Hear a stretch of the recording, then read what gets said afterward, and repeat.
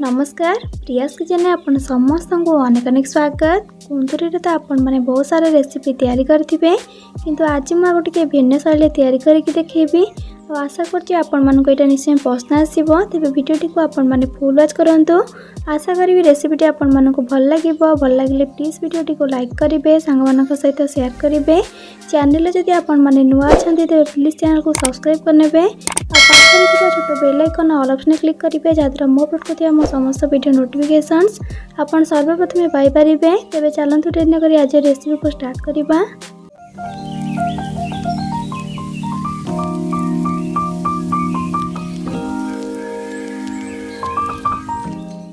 कुंदुरी tasty recipe करने प्रथम मुझे 200 ग्राम कुंदुरी को लेकिन पानी भल भाव धोईकी सफा कर देछि। तो ये सबको काटिबा आरंभ करी। प्रथम यार दुई पट साइड को एपरी काटिकी बाहर करदेवी। आ मझीरा को अल्प एपरी भाव चिरा लगेबी जहाँद्वारा कुंदुरी भल अच्छी ना नहीं सेटा जना पड़ो। आ मसला आ भर भल भाव भेदी पार। यहीपरी भाव सब कुंदुरी को काटी सारापर गैस ऑन करके कड़े किसी रिफाइन तेल को दौची। तेल गरम होगा पर काटिकी रखिथा कुंदुरी सबको तेल देकी तेल टे खाली या मिसई नेबा। मु तो ये 200 ग्राम कुंदुरी को नहीं आप निज हिसाब से कुंदुरी को कम बेसी करके नहीं पारे। टिके खाली गोल सारापर अल्प टिके लुण आउे अल्प हल्दी गुंड पकईकि मिसई देबा। कुंदुरी को सिझा पर किसी समय लो टू मीडियम फ्लेम रे कवर करके छाड़ीदेबा। पाखापाखि 3 ରୁ 4 मिनट पर एबे मु कवर कर नौची। देखिपे कुंदुरी ये भल भाव भाजे कि नरम हो गलानी।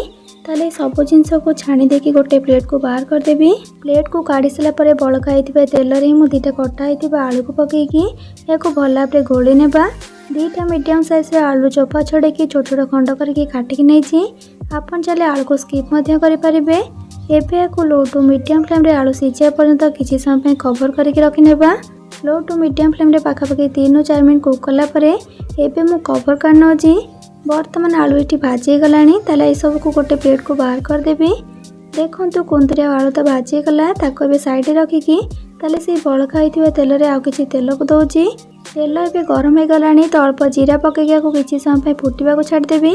जीरा जितेबाला फुटी आसो से 2टा मीडियम साइज कटा होता पियाज को पकईकि पियाज को हल्का टिके भाजी नेबी। पियाज को अधिक पोड़िकी कि अधिक ब्राउन कलर पर्यंत भाजबेनी। जस्ट ए कंचा बास्ना जाकि लाइट गोल्डन ब्राउन कलर पर्यंत या भाजबे। ये आपड़ देखिपे पियाज हल्का भाजी गलानी। तापर पकेबी गोटे चामच अदा और रसुण छेचा। मु तो ये छेचा यूज करुँची आप अदा और रसुण पेस्ट यूज करें। छेचारे किंतु बटा अपेक्षा बेसी टेस्ट आसताए। एबे अदा और रसुण कंचा बास्नाटा गला पर्यंत लो फ्लेम रे भाजबी। ये पाखापाखि 2 मिनट गलापर जितेबाला अदा और रसुण कंचा बास्नाटा चलीज आईटा भाजी से मुझे पकेबी टमाटो बटा। मुझे गोटे छोट साइज टमाटो को बाटिकी नहीं टमाटो बटा को दे सारिकी तार जो पानी अंशटा रही है सेटा सुखला पर्यंत कुक करी। टमाटर भी कंचा बास्ना रही है सेटा चलीज। देखो ये हो आसलानी। ताले सब गुंड मसला को पकेबा।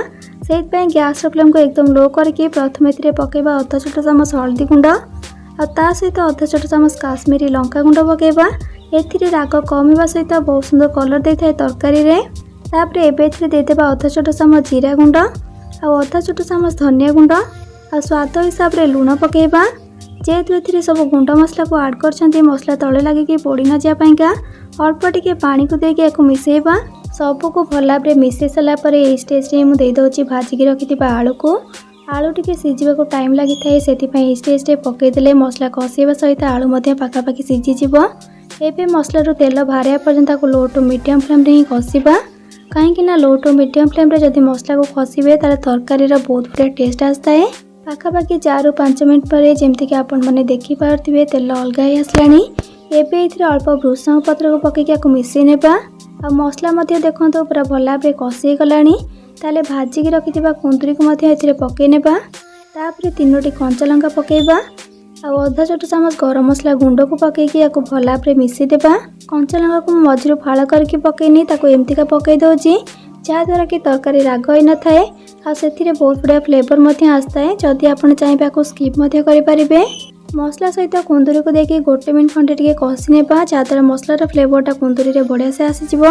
मसला सहित कुंदुरी को 1 मिनट खंडे कषला पर ग्रेवी एथिरे पानी ऐड करी। गोटे ग्लास मुझे पानी को पकाऊँ जेहेतु आपको मुझे कषा टाइप बनैबी तो से अल्प पानी ये ऐड करुँची। आपण निज हिसाब रे पानी एथिरे कम अधिक करके नहीं पारिबे। जदि आपण ग्रेवी रखिया पे चाहथिबे तेबे अधिक पानी एथिरे यूज करिवे।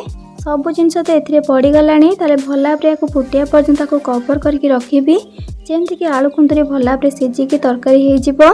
मीडियम टू हाई फ्लेम रे पाखापाखि याको 5 ରୁ 6 मिनट खंडे कवर करिवे। मझिरे मझिरे कवर काढिके याको मिक्स करनोथिबे। वर्तमान कवर काढि देके याको टिके घांटी देबी जेमति कि आपण माने देखि पारथिबे जे केते बढ़िया कलर एथिरे आसी गलानी। ग्रेवी मध्य कम नुहे बेसी नुहे पर परफेक्ट बनिची। तो गैस फ्लेम को भी ऑफ कर देकी आसंतु गोटे प्लेट रे को गरमा गरम सर्व करबा। वर्तमान आमर प्रस्तुत हो जाइए कुंदुरी आलूर स्वादिष्ट तरकारी। घरे थरे आपको तैयारी करके भात सहित ट्राए करंतु।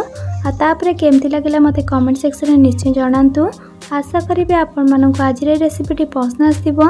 जदि पसंद आसथिबो तेबे प्लीज वीडियोटी को लाइक करिवे, सांग मानक सहित शेयर करिवे। चैनल जदि आपण माने नुआ छांती तेबे प्लीज चैनल को सब्सक्राइब करनेबे। आ पाखरे थिबा छोट bell icon all option click करिवे जादर मो अपलोड करथिबा मो समस्त वीडियो नोटिफिकेशंस आपण सर्वप्रथमे पाई परिबे। तेबे आज पई रहउची पुणी आसीबी नुआ एक रेसिपी नै कि से पर्यंत रहिली। Love you all. जय जगन्नाथ।